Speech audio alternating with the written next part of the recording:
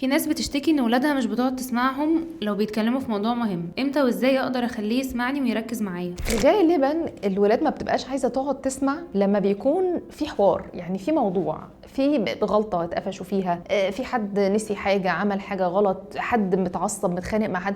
اللحظات اللي زي دي بتبقى الولاد في اعلى درجات المقاومه، فعلا ما بيبقوش عايزين يسمعوا اهميه القناعه مثلا، اهميه ان انا احب اخويا. لا، هو في اللحظه دي عايز يضربه، بس هو مش هيسمع اصلا انا ايه المنطق او ايه اللي انا محتاجه اعمله وايه الفاليو اللي محتاجه اعيش بيها. لا لا لا خالص. فاحسن وقت لو انا عايزه ادي للولاد حقنه كده في مبدا من مبادئ الحياه المهمه، زي حب الله، زي التعاطف، زي التفهم، زي الصبر، زي الاجتهاد والشغل اللي بجد، كل ده محتاجه اعمله. ولما نكون اصلا احنا قاعدين هاديين، ما عندناش مشكله بنحلها ولا في موضوع مستفز البيت كله، لا لا خالص، واحنا قاعدين في قاعده صافيه كده، مش بقى بفكره بص فاكر لما عملت كذا تعالى بقى اما اقول لك الدرس. لا لا لا، احنا بنفتح موضوع عام وبنبدا نتكلم عن اهميه حاجه معينه، واحاول ان انا اكون سريع ومقتضب، لان الجيل ده ما بيسمعش كتير، ما بيقعدش كتير، متعود بقى على فكره الريلز والحاجات اللي ورا بعض دي، الوقت اللي مركز فيه ما بيبقاش طويل قوي. في مسلسل مثلا بتفرج عليه، والله لقيت لقطه كده ممكن اقول والله اثني مثلا على